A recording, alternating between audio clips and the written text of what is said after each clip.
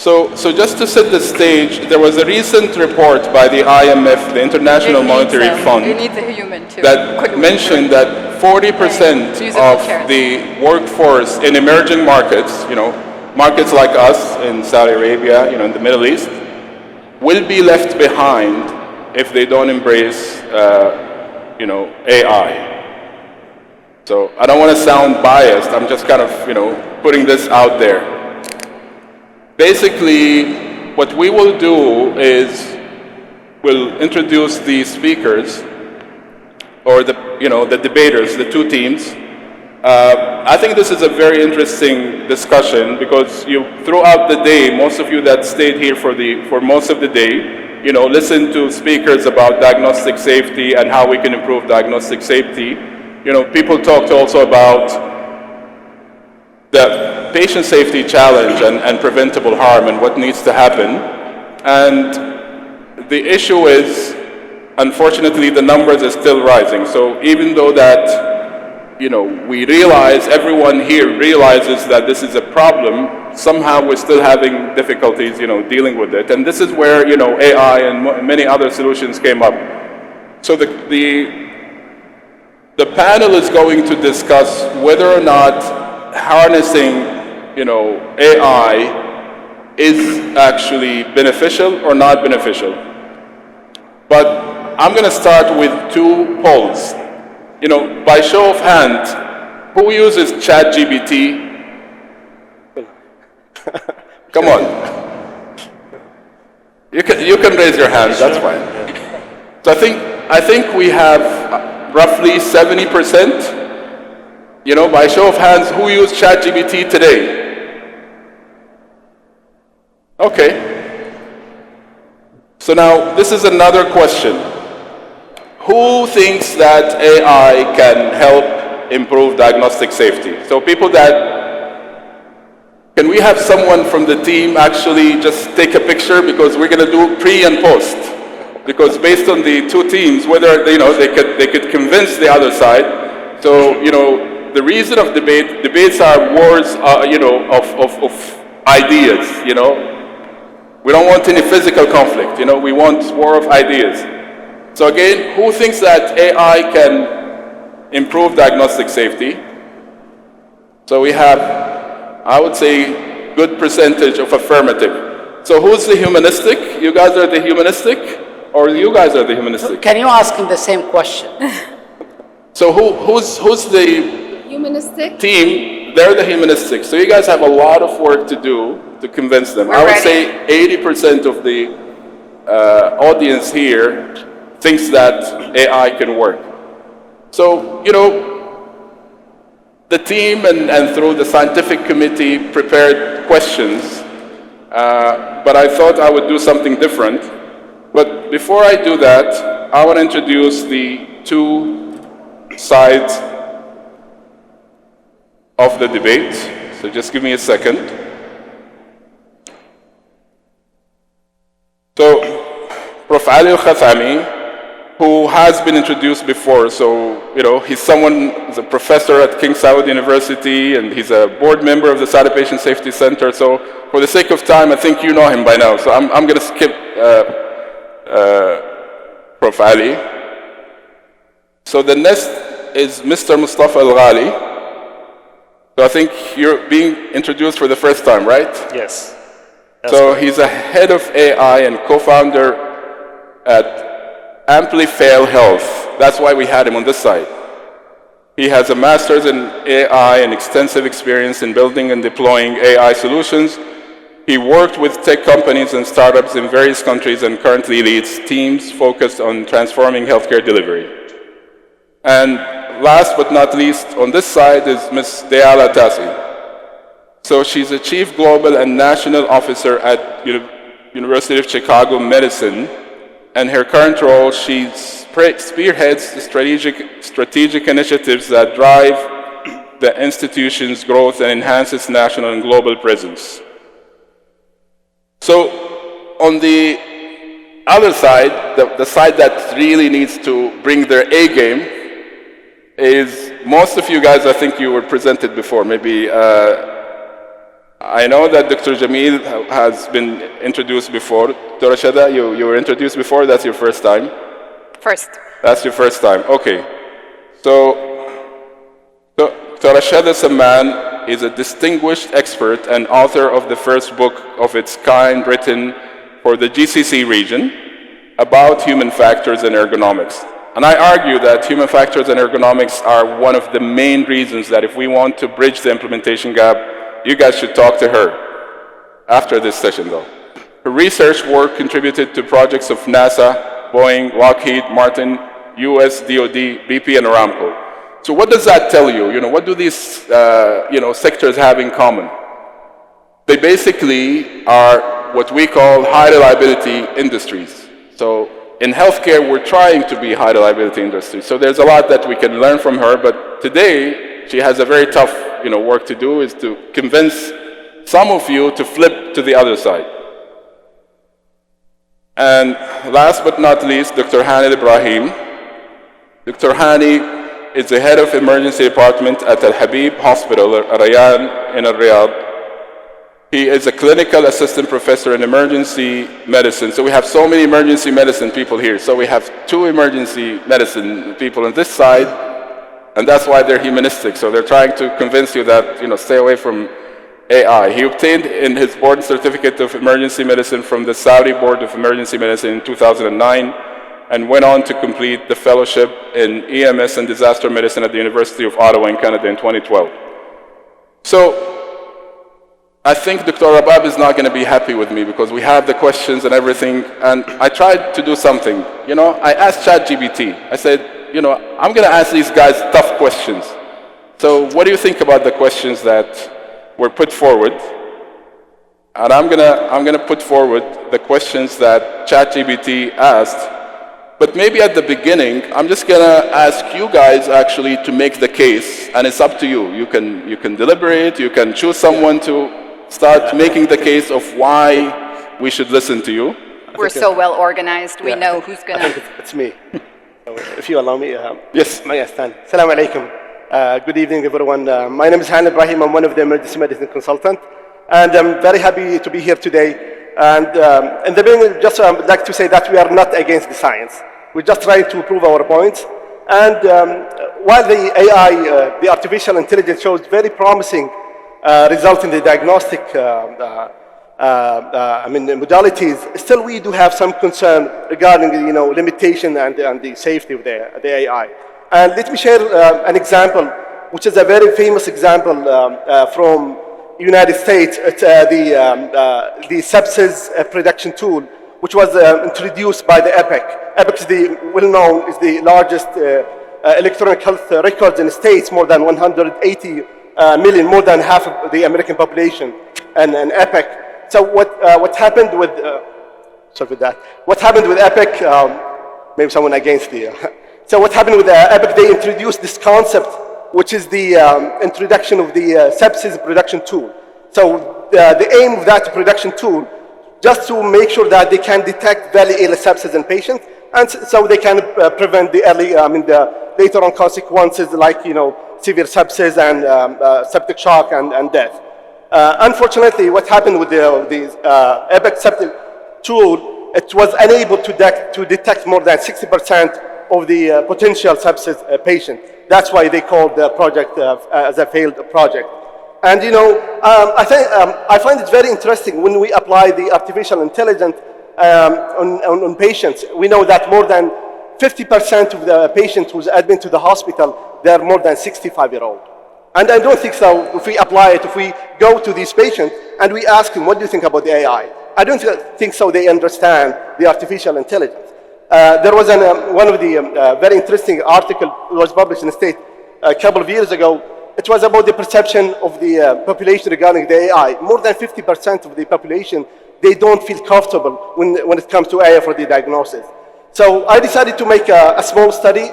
I was sitting at home. I called my kids, and all my kids, they are Generation Z. So I think they are the best, I would say the sample for the study. So I asked him, what do you think regarding, if you go to the hospital and the doctor is treating you, is going to use the AI? What do you think?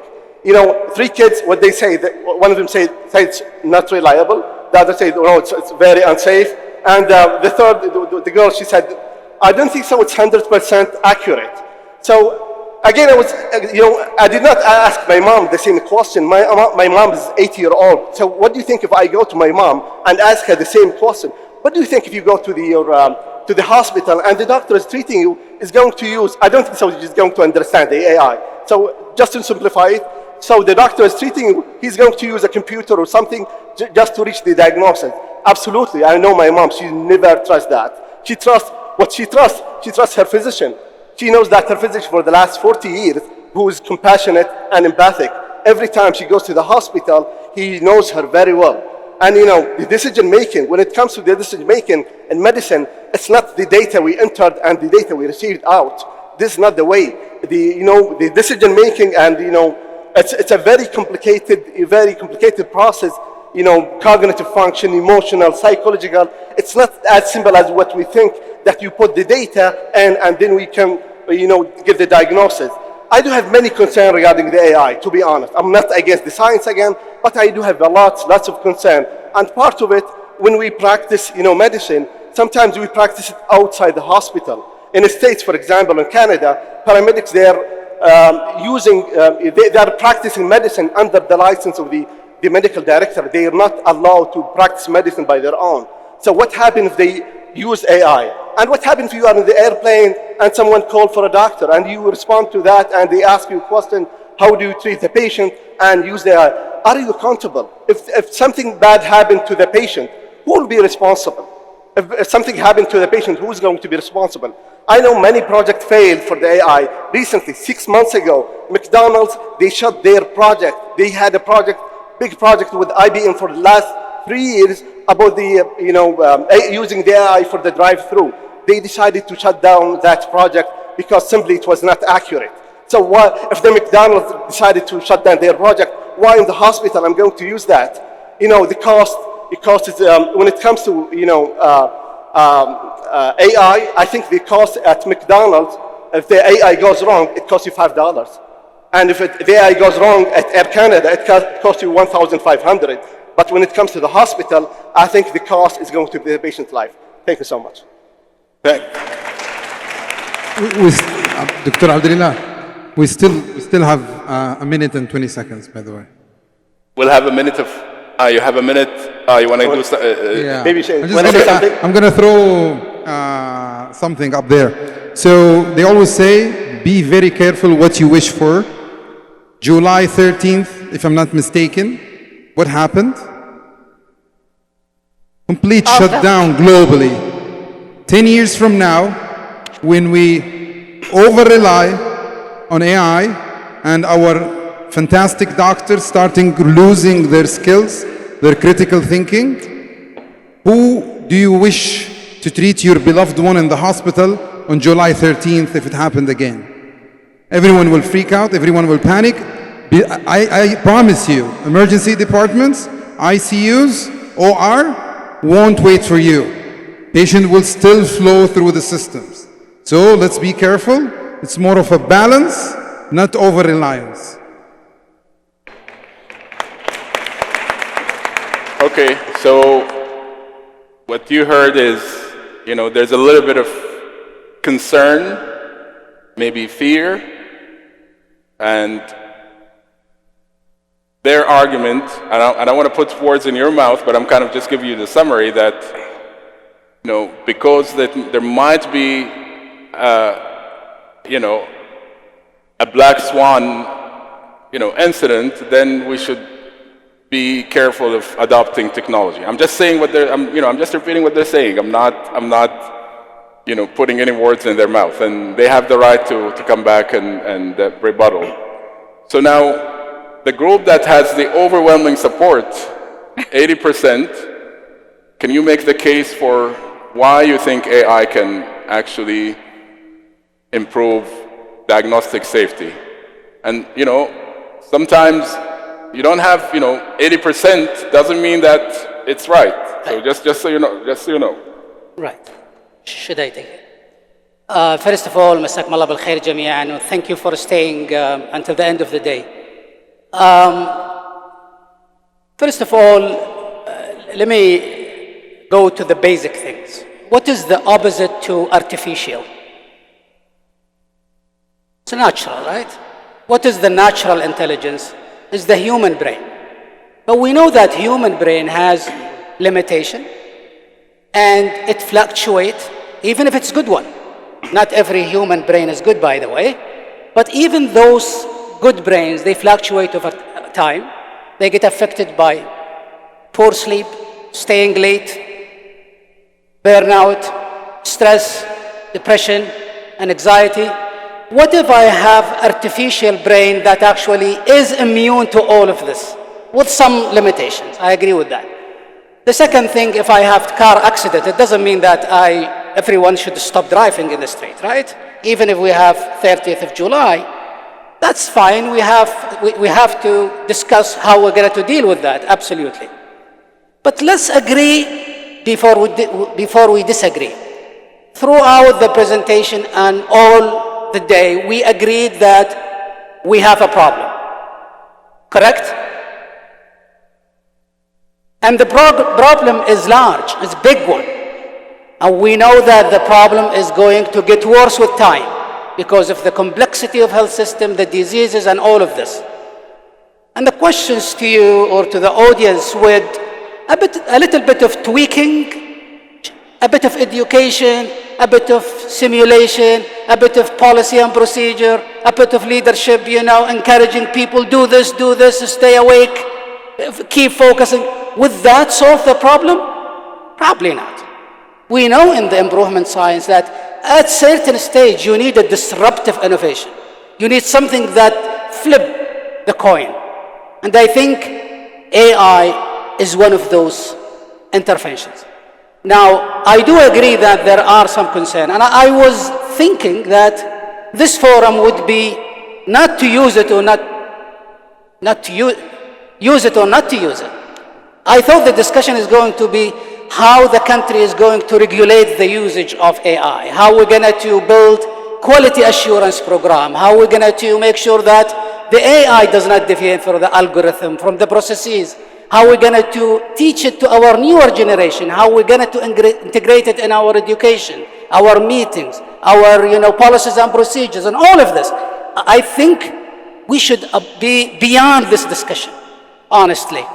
Now, one important thing is when we talk about this morning, for the people who were here this morning, I talked about the system of diagnostic excellence.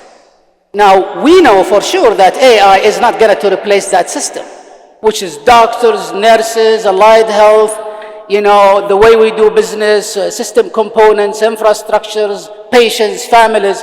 The question is that how that the AI gonna to redesign our processes, how we're gonna to reinforce our processes and make sure that it's consistent, reliable, all the time and everywhere. And this is our problem. If you come Sunday morning, we're great. But Friday night, we may not be as good as Sunday morning because of the human nature. The other thing, we know, for example, not July 30th, actually October, during the residency training programs and fellowships, when new doctors are rushed into the system, we know that quality goes down. With artificial intelligence, hopefully would address that variation of care. And there are many examples. And AI is a fact. We cannot just, and I would encourage all the doctors and all healthcare providers to really be open and jump in the boat and use this for the improve things, not to replace us. We're not talking about replacing doctors or de-skilling doctors. It might be a risk, absolutely, but I think there are many ways to address these concerns. If I may add one point. Yes, you guys still have 5 minutes, so feel free to. Sure. First of all, thank you again so much for having our side of the room. We really appreciate it.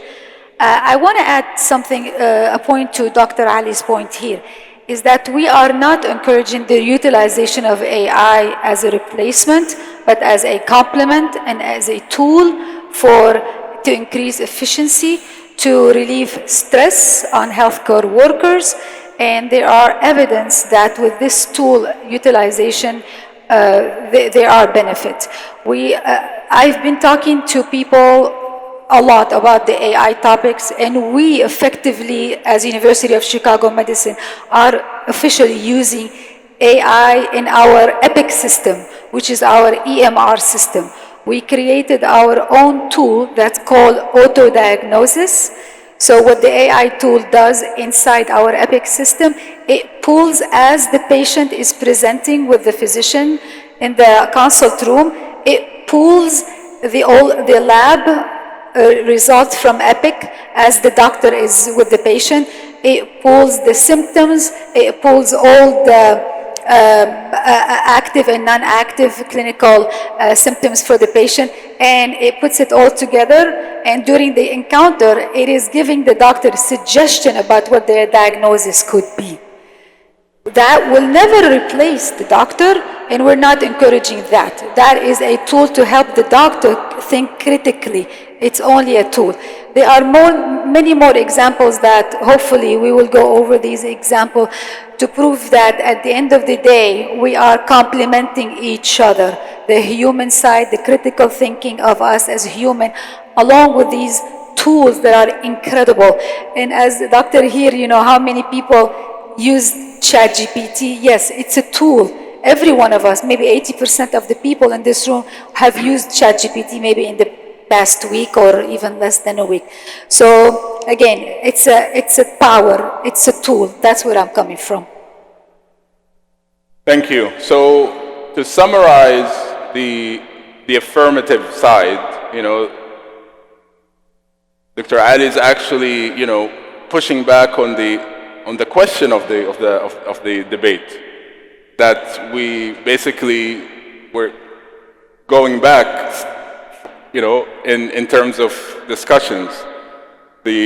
What do they say? You know, the train has left the station. So that's one part, and what I heard is also that it complements, it does not, you know, replace. So I want the audience also to be ready with questions, because we will come to you. And again, as we're moving forward now, if you feel that the questions are a bit aggressive, this is ChatGPT, this is not me. So, you know, just so you know. So here's a question to the humanity side, you know, the people against.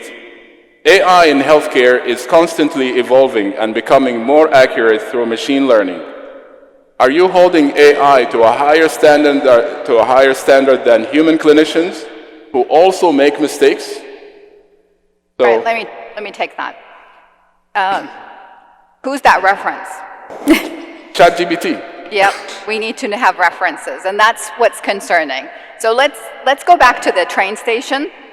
And I think all six of us, I know it makes great entertainment when we say human versus machine, AI, but I think we're all agreeing that we don't want to polarize the situation, because diagnostic process, error, accuracy is really a complex situation. So let's talk about that. Prior to AI, you had the electronic health records. Now this is data. It's not from Saudi, but I also have from Saudi. 30% of doctors have found that they spend more time using the electronic health record than the patient. They spend 30% with patients, and they spend 40% of their time with electronic health records. I did an exploratory study looking at electronic health records here in Saudi, in different hospitals across the kingdom. And they're not designed, by the way, so I'm a human factors engineer. So what is that? It's if you get an engineer and a psychologist and they marry, their child is a human factors engineer. So we design out errors. And as Dr. Abdullelah mentioned, and if you saw also or read the World Health Organization, the patient safety. So they're emphasizing the importance of human factors engineer in healthcare, because we need more engineers in there to help design out the errors and help promote more patient safety, and also on the health workers' side. So currently, the electronic health records are designed by IT individuals. You see, the doctors, it's not based on their mental model and how they see their work processes are. They have usability issues, they have alert fatigue. I think one of the doctors mentioned that. And they also are not based on the workflow of the doctors and the patients. So let's take AI. AI has overstated that it outperformed doctors. Now, this is not me talking. This is from the Nature journal on October 2nd, 2024. So anybody that comes and says, well, you know, the AI was better than the doctor in diagnosing, we don't have the data to support that. Now, there are many flaws in the literature if it's related to specifications, to small sample size, that it's not done in the clinical settings. The workflow is not based on the health worker performance. So there are many issues to that. Do you want me to keep going? You want to keep going? Sure? Okay. Now Dr. Hani spoke about the sepsis, and you're all familiar with the sepsis, and there were a lot of issues and a lot of errors when it was diagnostic sepsis. So there was false negatives, and they were also misdiagnosed. There are many other examples. One of the doctors, I think Dr. Ashraf, he was talking about MD Anderson and Watson, IBM Watson. Now, they did a deal in 2018 for the oncology that was worth, I think, $64 million. But they bailed out, and they put it on hold because there were a lot of issues in the data, and the recommendations were not accurate. So there are many, many issues. There's the Babylon that the UK NHS uses it's a chatbot for symptoms. And also there were many issues that it was not reliable and it was not accurate. So I think it makes, again, good entertainment when we're talking about, you know, the AI. But what I would like to stress is who designed the AI system, and that's what I care about. It's about making sure that it's based on user-centered principles that are for the doctors, for the nurses, for the patients. So making sure that it complements, it augments the capabilities, and also it mitigates the limitations. طيب, I think by now you guys know me. أنا ما حأعلق كتير. I'll just throw some bullets out there for you to interpret the way you want. Dr. Abdullelah mentioned إنه الأسئلة might be a bit aggressive, صح؟ بعدين إيش قال بعدها مباشرة؟ Well, it's not me, it's ChatGPT. So, accountability plays a major role in AI. Who's accountable? I'm a person who works in the department, and wallahi, هذا AI I have to follow. The AI suggested that I took an action based on the AI. Who's accountable?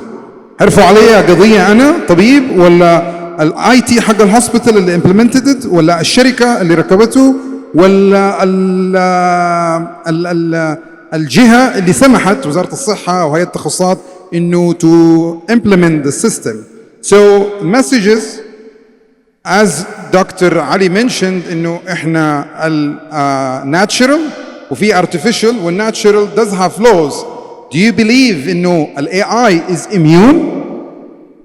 Cyber attacks, data flows, and one more last thing, data. إنه هي at the end of the day it's data. As much data you put, it reads. However, they assume إنه هذه data generalizable.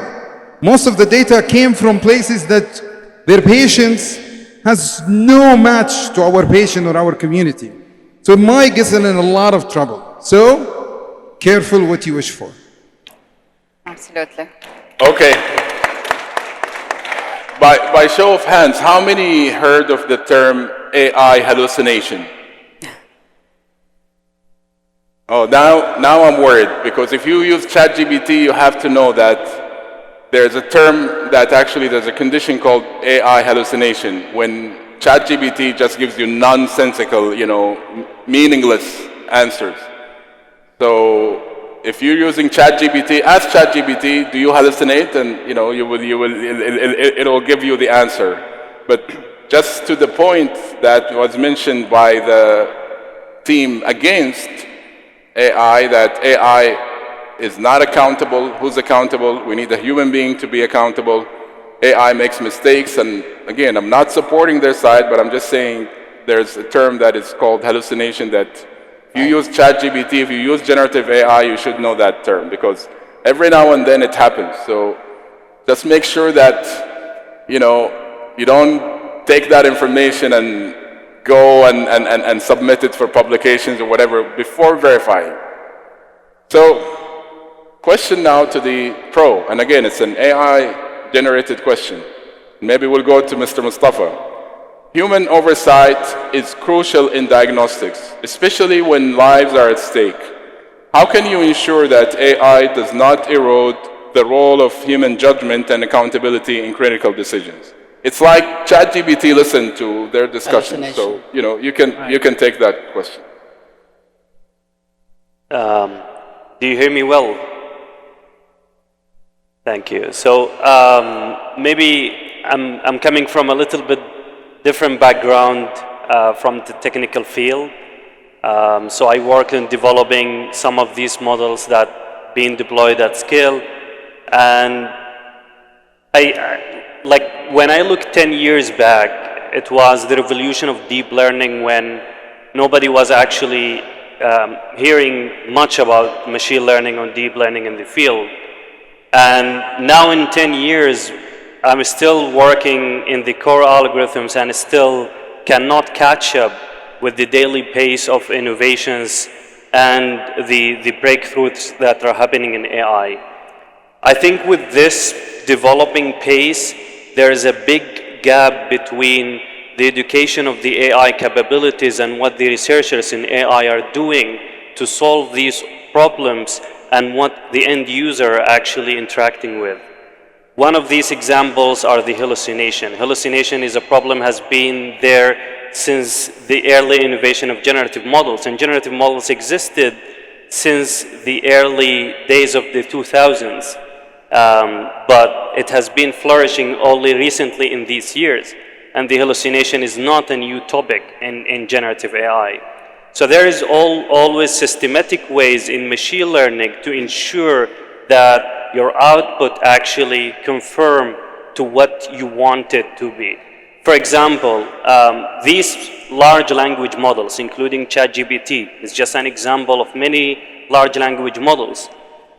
They sometimes be trained on something called RAG, retrieval augmented networks, and these basically your knowledge base that you want the AI to solely learn from and doesn't kind of produce any data outside this context. This is just one of many ways that the researchers are already employing and deploying.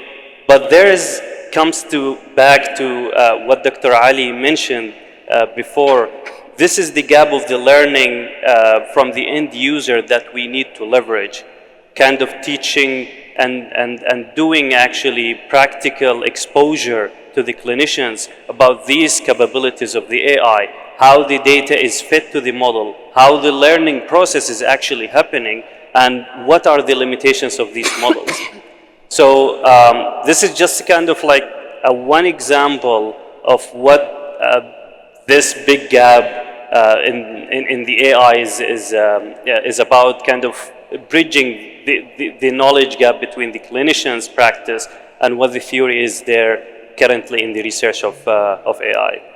And I Thank you. Go ahead, Dr. Ali. And while Dr. Ali is answering, if you guys have any questions from the audience, because again, when it comes to debates, the point is Team A does not need to, convince Team B or vice versa.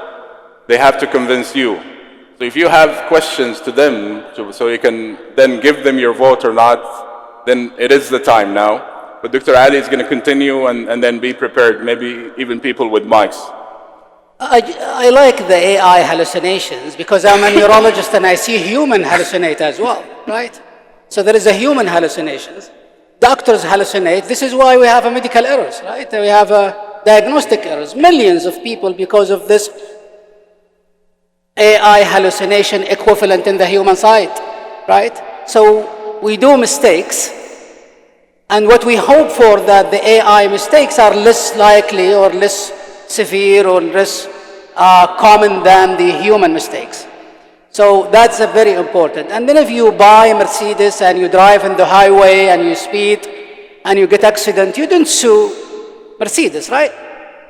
You're the user, right? So if the user did not apply the standards that we don't have so far, and I look forward to have this conversation with Dr. Al-Asiri, because this is a very, very important. I mean, you bring a great product, you implement it, and something will happen. It depends how the stakeholders is going to use it. This is now, but I can promise you, in 10 years, we're going to talk about self-management by AI, and the doctors will not be in the loop. So, and this is where the accountability and all of this. Interestingly, a couple of days ago, I was in emergency and we had difficulty to diagnose one patient who came with acute stroke. Classical stroke symptoms, and for those people who are not doctors, just someone who came with sudden right-sided weakness, and then he had heavy tongue, and then we thought, oh, this is a stroke, should go for thrombolysis, the clot-busting medication, straightforward. No ifs, ands, or buts about it. Classical presentation. And then we had, for a reason or another, I don't know, it was a gut feeling from the team that maybe there is something fishy about this case. And he was late. We're rushing him in the stroke code. Then the team decided not to base the decision on CT scan and took him to the MRI because we have an easy access to MRI. And the MRI showed something totally different from a stroke, and interestingly enough, if we had administered TPA for him, we would have killed him because there was evidence of bleed in this mass. I went home night and I was like, okay, we did great, human, made a great diagnosis. There was a near miss there. We are about to make a mistake, but I put the same story for ChatGPT. Exactly like what the fellow told me over the phone. And he questioned, the ChatGPT questioned the diagnosis of a stroke. Interestingly enough. So we are at the beginning of the journey. I think the science is getting better and better, and we will reach at a stage where patient and AI are right back and forth with self-management, self-treatment. And we always talk about human touches and human connection. They are very important. I do believe that I'm human, by the way. We are human, by the way. But the newer generation don't have this concern. You see it in the family members. Everyone is actually, we're talking at the same house virtually, right? We request from the house assistant food or tea virtual in the same house. So I think all of our concerns are valid. I think the discussion in the next few years is how to legalize it, government, quality assurance, and all of this. And in the next stage, I think it's not far from here. We're going to talk one day about self-management and accountability. I think, Doctor, prior to regulations, I think we need to talk about the design. We need to talk about where you would have the designers, you have the developers, you have the companies, you have all of the stakeholders, in addition to the physicians, all involved. because they need to be part of the design. Because as humans, and we've seen it with Tesla, there's the over-reliance on automation or AI. We're bad at monitoring and vigilance tasking. And I'm referring to the many accidents of Tesla, the one in Arizona where the driver was using his cell phone, and split-second decision, he had to take over because he hit a pedestrian. That timing, we're not good at surprises. And that's called like human in the loop. And if you don't have the human in the loop, you are bound to a lot of dangerous stuff. The risk, though, I'm sorry for this. The risk, though, is that you're going to automate, digitize, whatever you call it, old mindset. The same way of thinking. We bring the technology and then customize it to fit our way of thinking. We don't want this. Healthcare system has to be redesigned. The healthcare delivery has to be designed. Bringing patient to the doctor's clinic is not the way. Doing the old way of traditional way is not the way. We have a lot of challenges. Believe me, my day starts every day at 9 o'clock with the harm across the organization. If I may, I agree with both Dr. Ali and with the doctor. I think the design of the tool and who is designing the tool is a very important factor. The tool has to be run by doctors as well.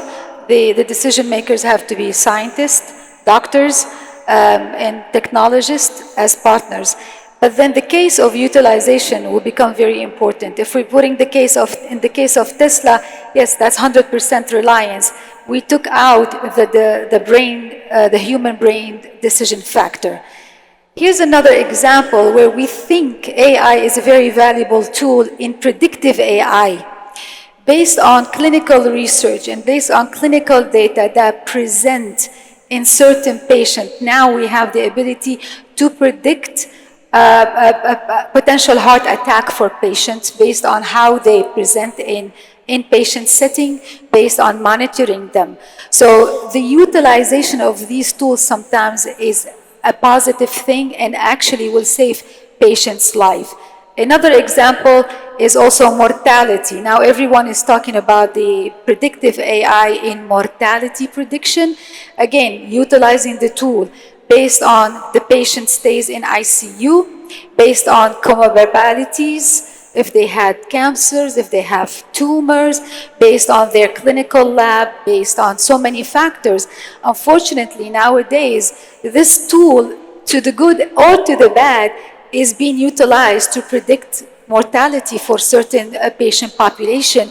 And as a result, the physician has to utilize their critical thinking to change the course of action and treatment for these type of highly vulnerable patients. So again, it's a tool, it's a power. Who designs it and how to apply it would be the trick, in my opinion. تعليق سريع جدا يا دكتور عبد الإله. I think دكتور علي in the middle of his talk قال what I view الزبدة حقت الموضوع كله. The bottom line. قال كلمة مرة خطيرة. قال what saved the patient. He said our gut feeling. The physician, the human intuition, and I don't believe in 100 years AI will never overcome this part. The intuition, feeling something is not right, connecting the dots, making a conclusion in a human way, that will never be replaced. AI will advance, I support that, but I think this is the bottom line from my point of view. So, you know, a sign of a good debate is when you listen to the moderator list, because people start, you know, getting engaged. By the way, by show of hands, how many are students, any healthcare students, you know, medical or nursing or pharma? And how many physicians do we have? And how many nurses? And how many pharmacists? Good, so we have a very good, diverse group. I think, you know, I've been, and I'm not patting, you know, the Saudi patient safety on the back or you know, the speakers, but I've been to many patient safety events. Whoever attended this event is actually, I want you to be focused. And I could see that, your eyeballs are in the discussion, so that's very good. There's a lot of wisdom that is happening either on either side. There were phrases like designing in, or designing out problems, or designing in solutions. I would like us in healthcare to start using such languages, because that brings about the system-based thinking. We go out from the individualistic approach. So that's the beauty of human factors and ergonomics. So I'm promoting, Dr. Shatha, and I think we really need to have, of the students, of maybe residents or whatever, people that are interested in human factors engineering.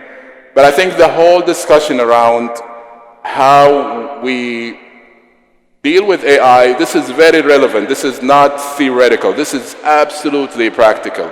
And I think it's happening here on the stage, but it's happening also in the clinical units. And you have the push back and forth. And if we keep in mind that even if there's any disagreement, I think people in healthcare agree on one thing, that we're all for patients, good outcomes for patient safety and quality. So we're going to come back to more questions of the panel, but does anyone have any questions for the panel? So we have a hand over there. You have the mic, and then we have also Dr. Khalid. Go ahead. Can you make the question brief and then just mention to which group?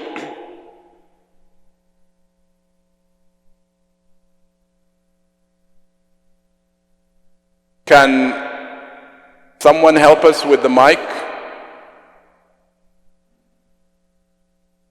Can you hear me now? Great. So my question was for Ms. Diala.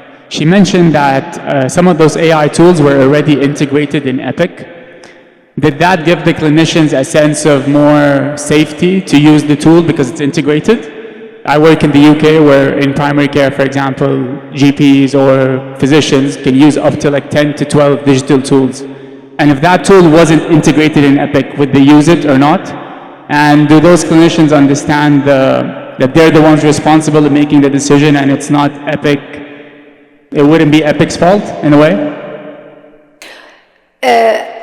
Thank you, great question. As I mentioned, it is suggestive diagnosis. So the Epic, the AI tool that is embedded as part, it's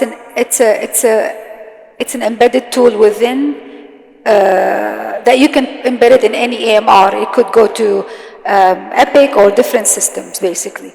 Again, based on the history of the patient that's documented, based on the lab work, it pulls all these data, and it does suggest what is the diagnosis for this patient. And the decision is going to be, at the end, it's a doctor's decision. It's not the AI decision. So, Dr. Khalid? Can you hear?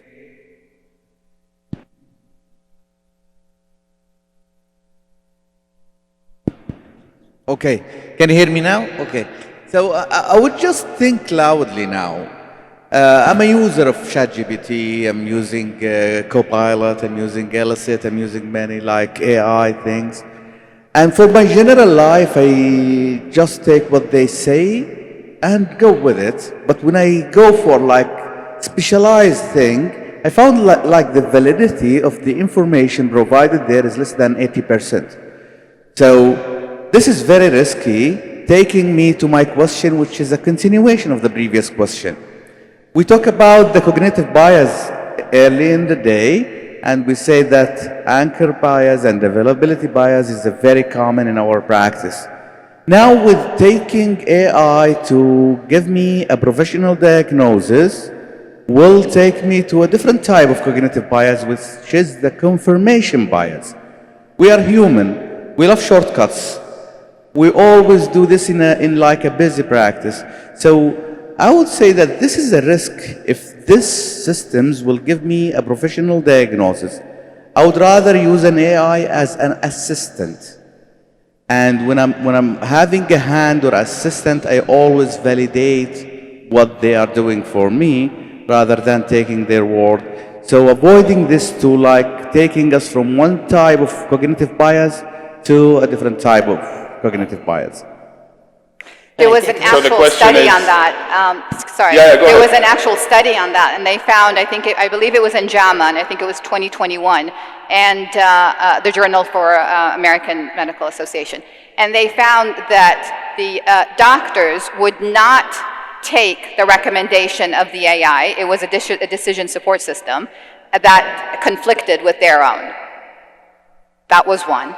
The other thing is that they the AI would, of course, because it's a training module, it would learn the biases of the actual doctor. So we go back to it's who's designing it and who's training it, and if you get somebody who has cognitive biases, if it's not designed well, it's going to pick up the same thing. So, yes. Can I take this? Just to comment on this. I am not an AI expert and I did not study AI. But I used it as a clinician and I was part of the implementation process. Part of our stroke program is an application based on AI that actually read CT scan, CT perfusion, and CT angiogram, right? So when we started our stroke program back in 2007, we had difficulty with logistics. Human workforce, availability of the technician overnight, radiologist, and all of this. And we went into huge discussions, and the programs was struggling. And when the AI came, basically it was very interesting. One, there is a process to implement, and please correct me, the experts here, and they can comment. But from a clinician point of view, to address your point, I asked the same question. So there was part of the implementation phase. The danger in the AI when you apply the algorithm on different data, or that has, either different background or different characteristics. So we have to validate the AI product or solution into our local data. So we have to test it on hundreds and hundreds of studies before we implement it. We have to make sure that the algorithm work. You have to have a validation phase. So once we reach into a maturity level where we trust the AI, not to make a decision, treat, not to treat, but it will tell you triage whether it's normal, abnormal, and if it's abnormal, what is the abnormality, you go and check as a human. But interestingly enough, we cut the door to report time by 70%. Now, what does that mean for stroke patients? Every 1 minute delay in thrombolysis is equivalent to 2 million neuron loss.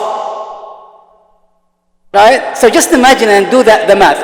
Now, there is absolutely a risk, but this is the way where our role as a physician, not only to use it, but make sure that we use it in the right way and make sure that we have the system to continually make sure that it does not deviate from the algorithm. Now, is there a risk? Certainly there is a risk. Can we deal the risk? Absolutely, we can mitigate the risk. There is a methodology to mitigate the risk. But nothing in life free of risk, right? We came on Google Map today. They're using AI, right? We trusted them in the middle of the desert. They brought, the Google Map brought us here. We did not question that. Did we? Did anyone question Google Map today? No. Was there any a risk that the satellite will break down? Yes. Was there any way that your phone will break down? Yes. Was there any way you got lost in the middle of the? Yes. But I think when you weigh the risk, this risk, with the huge challenges we have that we've been talking about since morning, I think we should be very open and adaptive to use this disruptive technology. I would like to just maybe address the question from a technical point of view as well. So for the models that is being kind of leveraged right now in the healthcare, I think it's a good chance for all of us to read more about the explainability of the models, the interpretability of the results, and the transparency also in the judgment. All of these are 3 topics out of many topics that the regulatory bodies of AI are focusing on. And if you are adopting AI in your healthcare system, you definitely need to make sure whatever result you're getting out of it, you can interpret it. This is going to make you comfortable with the judgment. You can make it as conversational as the ChatGPT case. You can ask, get an answer, why you give me this prediction? You should not treat it as a black box, and you should not accept a black box prediction model in your diagnostic cases. So this is how you make clinicians actually able to trust and be able to see the transparency through the process itself of AI. I would encourage everyone to read about these topics, and definitely there is a family of models. Generative model is only one family of AI. There is family of models that are more as well interpretable, that have been deployed for years and being actually used in the healthcare system. Now, generative AI is in the next step, but it's already kind of making breakthroughs in the field already. I have 2 points. Maybe Dr. Ali, he just mentioned two examples. One, the Google Map in Riyadh. I think it's a great failure for AI, that Google Map in Riyadh. The second point, which is the validation, which is a very important point, that when we talk about AI in medicine, unlike the other thing, in medicine, the highest level of evidence is the randomized controlled trial. So do we validate the AI based on this? Are we doing randomized controlled trials on AI? So again, because when it comes to an evidence, every time if we have a randomized controlled trial, this is the highest evidence. Is there a place to do randomized controlled trials on AI, for example? Right. So we can have, again, the highest level of evidence. You want me to take this? Or? Go ahead. No, go ahead. That's okay. Okay. Well, I think the science is very, very important. I mean, we practice based on evidence. 80% of medicine has no level A evidence, right? And we do it based on our, collective wisdom and collective judgment. And I can tell you in neurology, I can say definitely more than 70% of neurology has no level A evidence. And we do not have the multiple randomized controlled trials to regulate. And again, the randomized controlled trials are full of flaws, full of issues, full of design. So we have to work with limitations. Now, should we test it? Absolutely. But I just wanted to tell the group, AI application is not copy and paste. It's not just buying the solutions and do it tomorrow in your clinical work. It has to go through a very robust way that is governed, regulated by independent person and by expertise in the organization. There should be a way to how to do this. It's not up to me as a neurologist to bring a solution that I found on the web or in one of the booths and bring it to my practice tomorrow. No, it shouldn't happen this way. And we should not do this. This is very dangerous. But what I mean that the organization should have the methodology to adapt this safely with robust science and with exercise, strong exercise before adapting this. Would we have the validation? There are many ways of scientific validations. One of them is inter-rater, reliability of test. One of them is, again, randomizing and many things. I think whatever we agree on as an expert in healthcare, we should test this methodology. But there are many things. For example, radiology. Now, the AI in radiology is very robust. In EEG, I'm a senior neurologist. It outperformed neurologists in EEG, right? One of our issues, for example, in the ICU, I can tell you in our organization, in my time, we blocked implementation of continuous EEG monitoring in the ICU. And the reason for that, because we're burned out, we didn't have enough manpower and all of this, all of this workforce. Now, you could actually have the AI monitor the patient, not 24 hours, of the 26 hours a day, right? And it will tell you with high reliability of precision.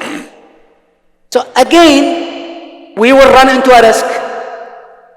But I think I think we are getting into a very transformative phase of healthcare delivery.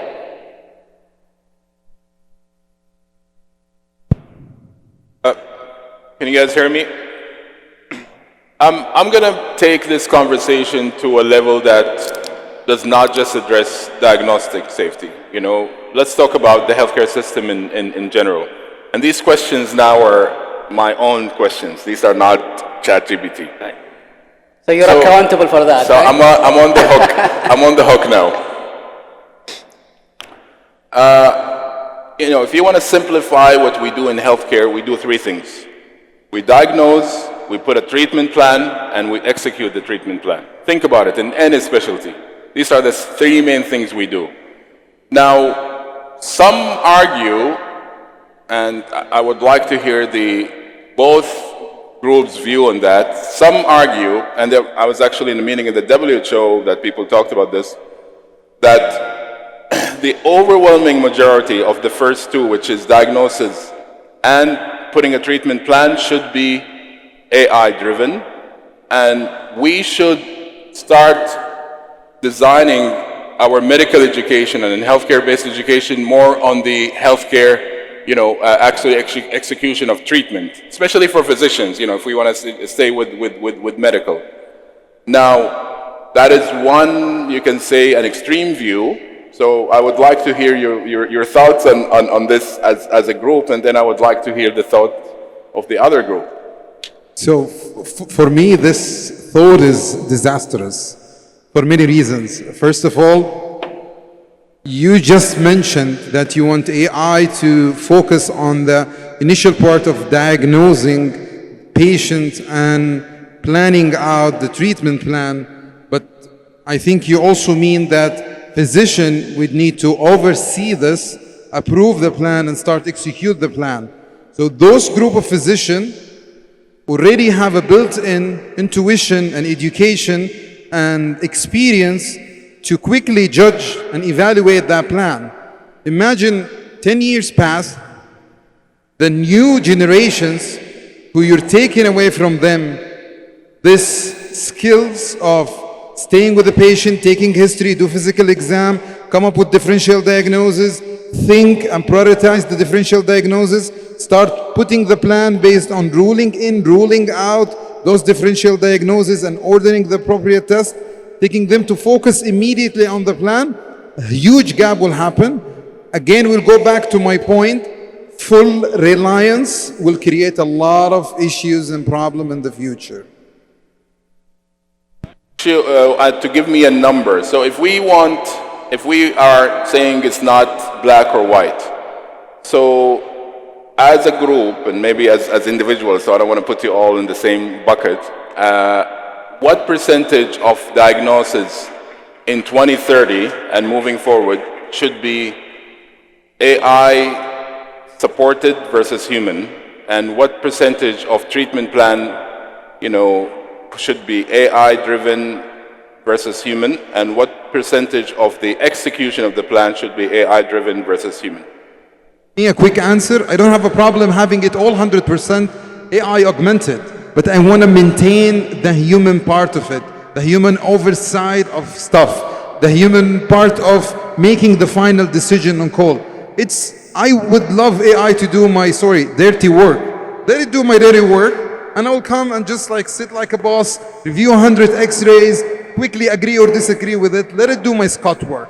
So 100%. So 99% AI, 1% human. At the end of the day, what I'm not saying in my question is, even there's no country on the planet that has the regulation where you don't have someone responsible, a board certified person who's responsible at the end of the day. So I'm not saying that. But what I'm hearing from you is 99% AI, right? So just while, we're witnessing AI here someone from the against group actually moving towards the with group. Yeah, I think. I didn't say that. Go back to my words. I don't have a problem with AI moving forward. And we said that. We want to send the right message to the audience. AI would move. Choose it, agree or disagree. AI would move forward. However, our role is to educate people that AI, no matter how far it goes, it will still be under our control, under our supervision, and we still need to teach and educate the new generations of the basics. We reach to that level of experience and the gut feeling and making critical decision at critical time by going through this process. Taking part of this process and just want to start and cut corners from an advanced level will create a huge gap that I think would be very difficult to reverse in the future. So just to give you an example in aviation, my brother is a pilot. Actually, some of the new, generation of airplanes the autopilot can do everything. It can taxi, it can take off, but by regulation, there are only specific, altitudes where the autopilot will be. So the aviation industry regulated that. This is what we're trying to do here in the But healthcare they still industry. can't land. They still don't have the regulation. FAA cannot land. So the pilot actually has to land. And that's what I said. I said by regulation, the airplane has the capacity to do that. Right. But the airlines are forbidden from doing that because of the regulation. But if you bring up aviation, what did we see a couple of years ago or 3 years ago with Boeing, where safety is number one. FAA had their backing. What happened? They introduced a software. You could call it an AI. They didn't tell all the pilots. They didn't do the training. It was trying to cut corners and trying to, speed things up. And people died. So I think it's very important that I cannot give you an answer about 20%, 10%, because it all depends. There's so many different factors that contribute to the issue that we have to know what is the role of the AI, what is the role of the human, and that's what they do. In aviation, that they engineer everything.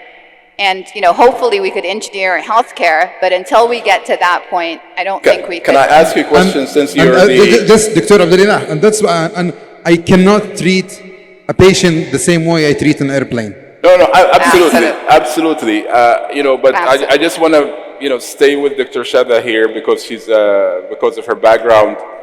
Do you think that this is a question that should be taken to the specialties? For example, the Saudi Neurology Society should then start, and the neurologists, as a community, start thinking, within our practice, where do we see AI contributing, in over the next 5-10 years? Because believe me, this technology is moving extremely fast. So if we take our time in thinking, then we're going to have a situation forced on us that might not be good for us.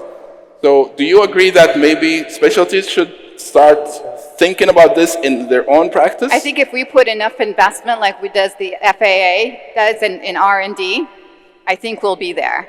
But until up to this point, even with the research, the next generation of airplanes, they're still not all fully automated. They're still that human. In military, still the same. Human is an important component. And I don't think I haven't seen anybody say that we want to kind of eliminate, or it's always augmenting the human, AI teaming.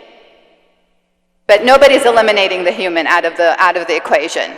Unless the healthcare wants to do that, then. Great. Dr. Hani? I think the advancement, for example, you ask about the specialties.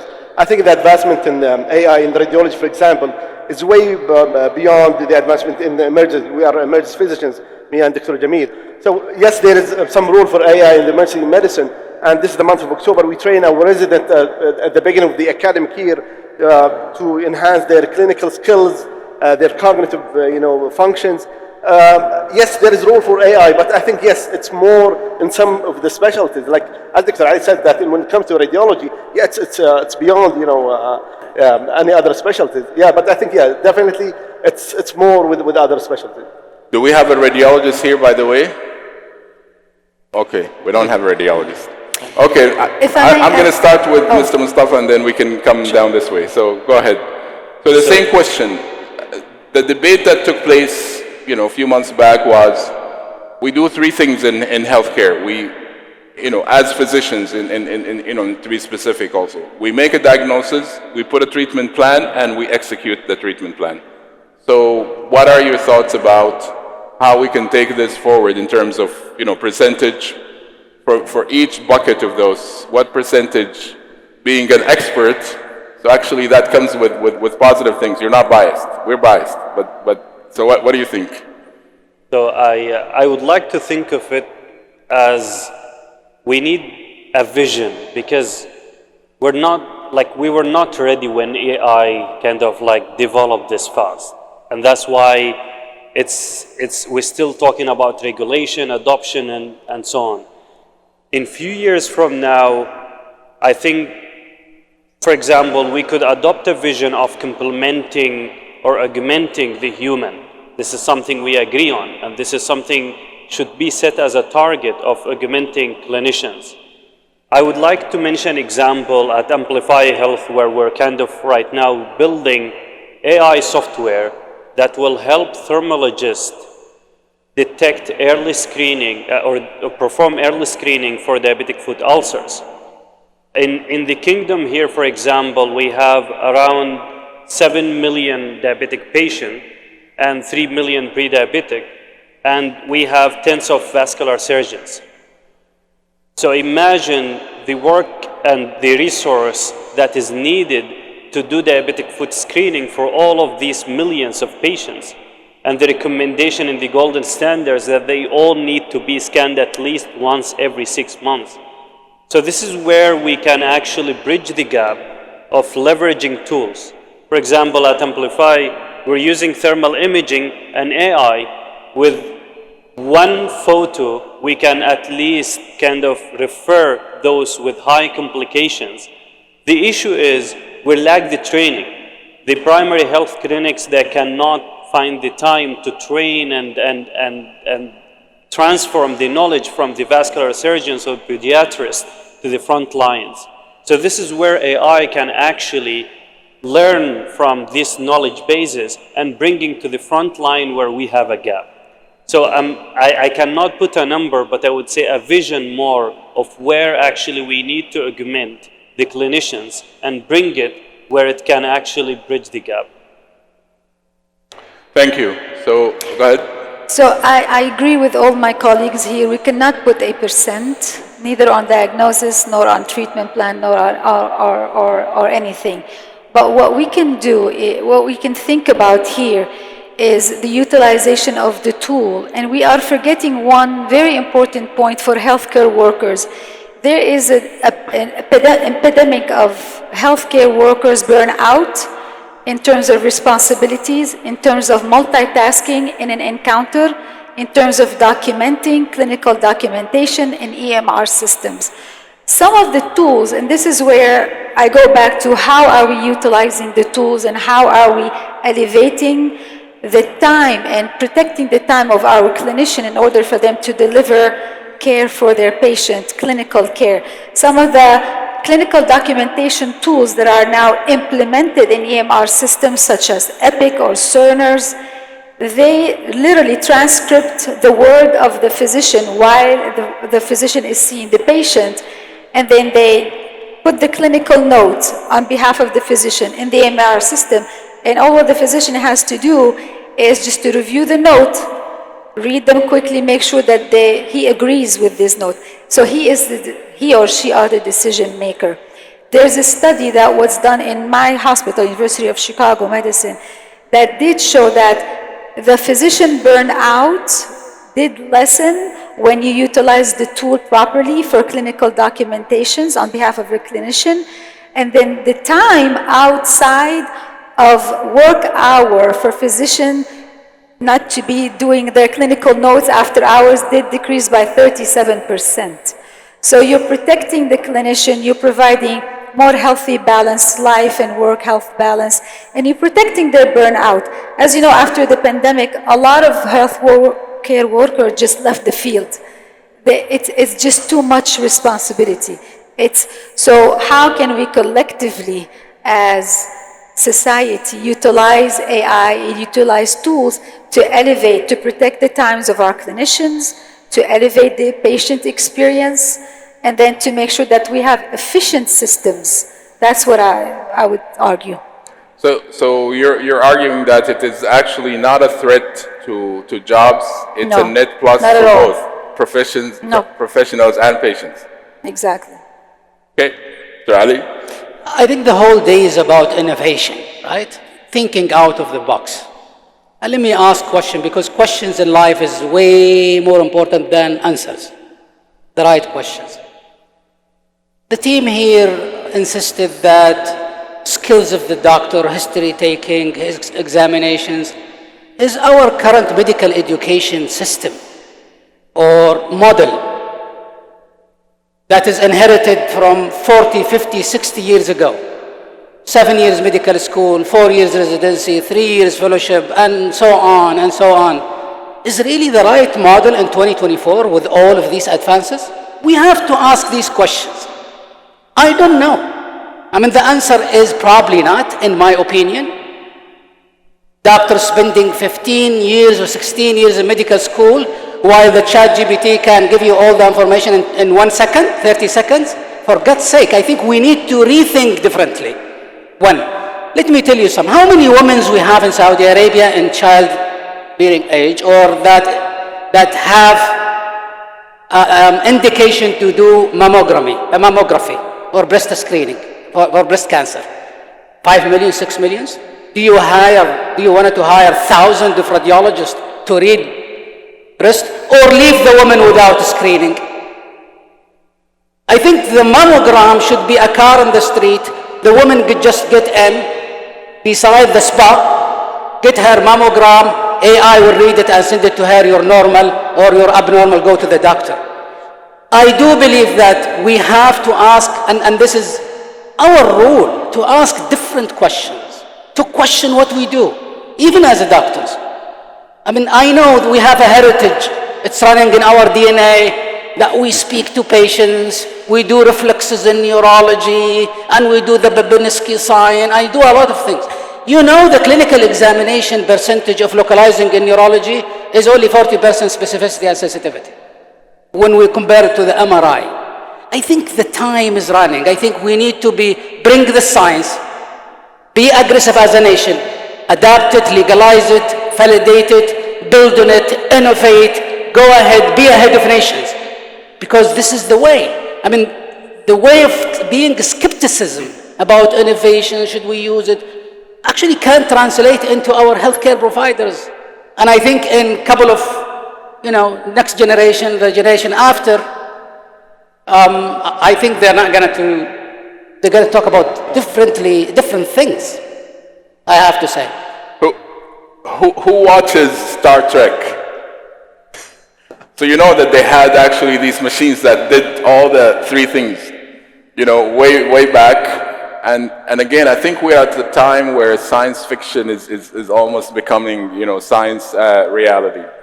So do we have anyone from a university here, someone that teaches students or residents? Okay, we have few hands. I think what Dr. Ali asked is a very important question, which, I can rephrase it in a way. What are the competencies required for today's medical students, graduates? What knowledge, what skills, what attitudes? When I was doing my internship, some of us here, remember the yellow book that we used to put in our pocket, when we were going to the emergency department, and then, you just flip the book. When they call you to the emergency department, you have not a clue, you're an intern, and then you're just trying to go through it.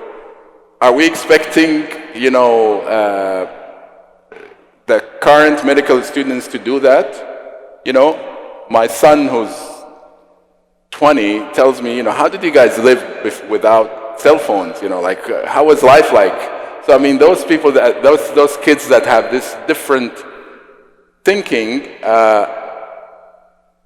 regardless of, because these tough questions we're asking of ourselves, but then there are two other parts of the equation, I think, especially in this debate, that I would like to hear from you guys. We have around 15 minutes, so I'm going to ask you these questions. One is the medical students. The medical students are just representing the society, and so they're even uptake of information is completely different. How they take it, how they digest it, how they utilize it. And the other one is patients. How many of us practitioners here had patients come in and say, ChatGPT says that? Because before that, a few years back, it was Google said that. And I'm much happier with a patient coming to me saying, ChatGPT said X and Y, because at least, unless ChatGPT is hallucinating, which is, not that, frequent, I think that tells me that this starts a good, because if I push back and I become, condescending of patients, they're not going to stop doing it. They're just going to go to someone else, or they will stop telling you. So maybe I can ask each group to comment on the role of undergrads, students, and I'm not saying just medical students, I say healthcare students, because we're graduating different. And again, we're expected, if we want to have good outcomes, we're expected to provide healthcare in teams. So how do we think that technology can help us, specifically AI or not? And what about patients? So from a humanistic side, and then we'll ask the same question to the pro side. For the undergrad, and I'm usually famous between students of, they say that please do not memorize this. It's available. We do have a lot of applications. We do have a lot of tools you can utilize. However, I will challenge you and ask you about the tool that you're going to use. How do you use it? When do you use it? What's the validity? And how it's going to help you make a decision. I don't want you to memorize what's in it. I think this is the transformation we need to bring to medical education. They still need to go through a lot of textbook. That's a fact. I'm just we should be very cautious about oversimplifying the human body. This is a piece of art. God created it, and no matter what we do, and despite studying 17 years, we still sometimes stand amused, wondering, and we have no clue what's going on with this patient.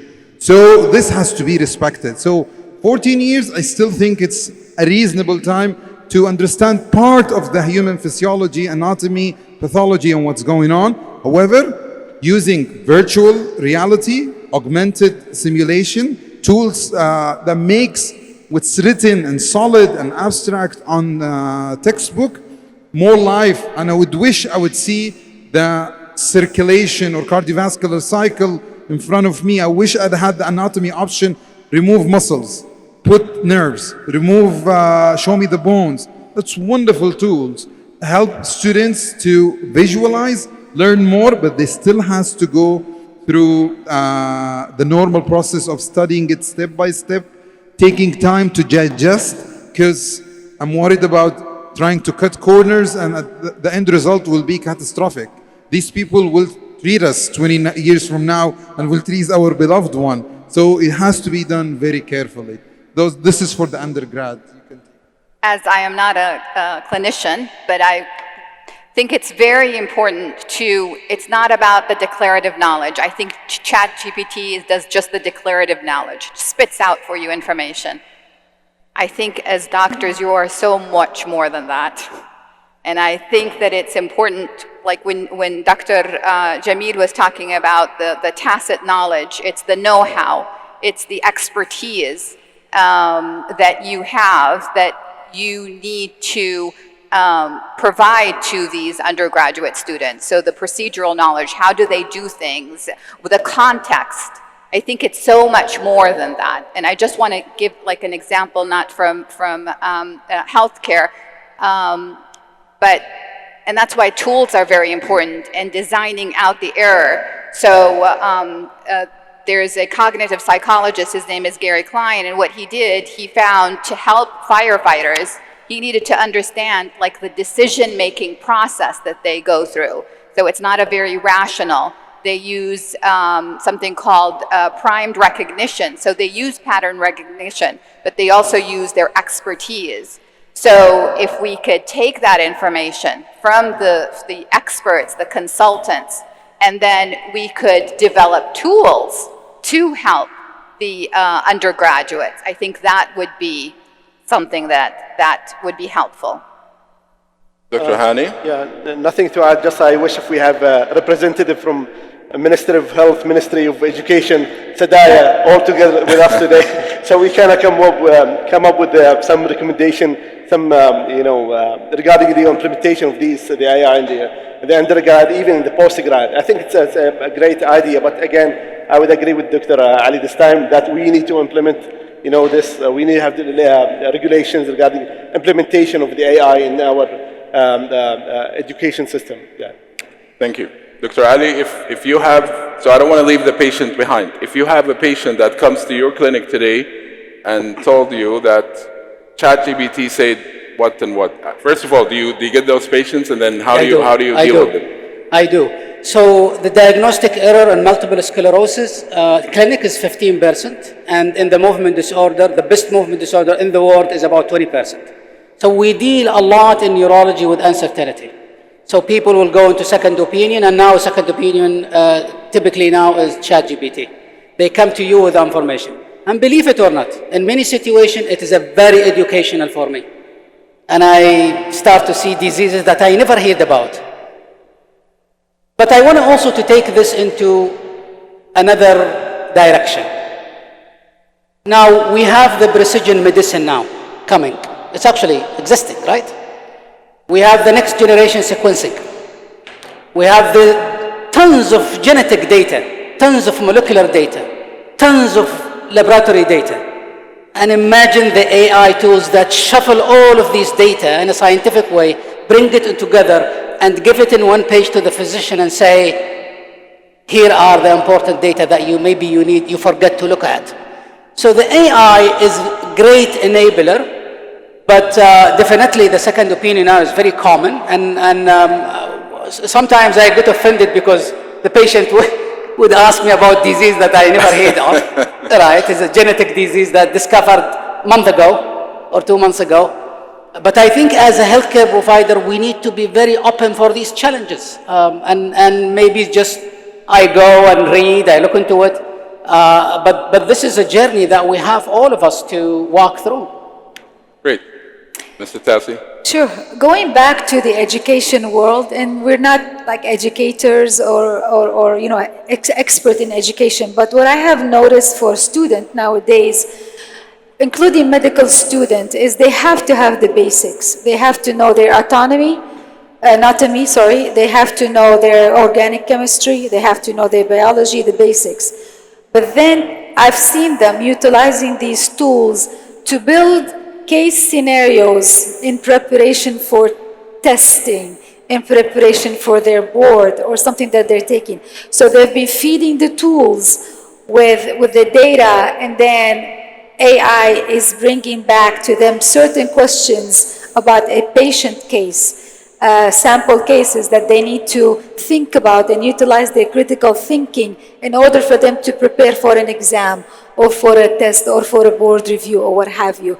So I don't think AI will hurt students, should not hurt the education. It should emphasize, and it should, as we mentioned, elevate the human thinking, elevate the human ability to have their own critical thinking as a tool. Okay, Mr. Mustafa? I think I don't have much to add beside that university student or like education system is the right level where we can bring the awareness of the capabilities of the AI tools. I have multiple colleagues that are like from medicine background, clinical practice, that they are actually programming AI solutions and they are using them. They are the people who knows exactly the use cases that the tech people don't know. Yeah. For example, they have a specific genome sequencing issue that if you want a tech person to explain it to a tech person, it would take them a while to get that domain knowledge. But they are aware of the limitation where these tools can bring value. So I think the education system is the right level where they can have these tools, be equipped with them. When they are the next generation will bring them, they know how to bring this and what are the limitations and how to implement them in the healthcare systems. Thank you very much. So, you've had the debate now for almost an hour and a half. I see I see a hand for a question. No. Is that a hand for a question? No, probably not. So Stretching. anyway, no questions. Okay. Basically, That is a question. sorry, can we have a mic there? So that will be the last question because we need to conclude. Assalamu alaikum. Alaikum Dr. Mahdi. Can you speak up? I have a question for Dr. Ali. He mentioned a very important point about the transformation we need for medical education, that for a doctor to spend 14 years studying for something ChatGPT could do in 30 seconds is not the way to move forward. So I would like to hear his idea and the ideas of the panel about how to move forward with the AI in this aspect. Like how do we transform medical education and medical training along AI? Thank you so much. That's a tough question, and I don't have the answer. But I think any answer starts with the question. And I think if we started to questions, not just our and Saudis, but the entire world, the way how we approach medical educations and how we design our health system, and with all of these limitations and problems and the advancement in the technology, I think we can find the answer. I think the first step is actually to put the question on table for expertise and regulators, and get around the table and ask these questions and brainstorm around it. We may not have the perfect answer, definitely, but at least there will be some sort of improvement. And I know Harvard, for example, introduced robotic faculties instead of the human faculties. And there are, pros and cons. There are a lot of discussion around it. But I think people are moving that direction. Thank you all very much. I'm gonna poll you again, but this was an amazing debate. I really want to thank both teams for their arguments. I see a lot of young men and women here in this auditorium. I just want to give you a couple of stories. One is, there was a young physician from Pakistan who actually developed a prototype for using, AI for pregnant women, for during the antenatal care, and this is something that is connected with, in an automated way, and she got a grant from the Gates Foundation to support her work. There are some work in places in India where they use the local dialects. The question is, our patients speak Arabic. How many actually algorithms, how many softwares do we have in Arabic? How many softwares do we have in different, even accents within Saudi Arabia? I hope this discussion today really stimulates most of you to really work on this. I know that every one of you is capable of doing it. So don't stay just at what you're being, whatever your job is in the hospital or whatever your job in the university. I think as His Royal Highness, the Crown Prince, who's really leading the vision 2030, shoot for the stars. There's a saying, by Aristotle that I always, I love, which is, our problem is not that we aim too high and miss. Our problem is that we aim too low and hit. So I hope that many of you, if 1% of you today aimed too high and that stimulated you to come up with an innovation, we have like the Innovation Week in the back here. We have so many, moving parts within this very vibrant vision of ours that do something about it. Do something that you can, produce to the Saudi market, but also to the regional market. So that was kind of my call to action to you. So I'm gonna finish with the same question. So by show of hands, who thinks that AI can improve diagnostic safety? I think I think the humanistic team tried, but people are still, stuck in their positions. So I want to thank you guys. I want to thank everyone on the stage. Please, let's give them, a round of applause.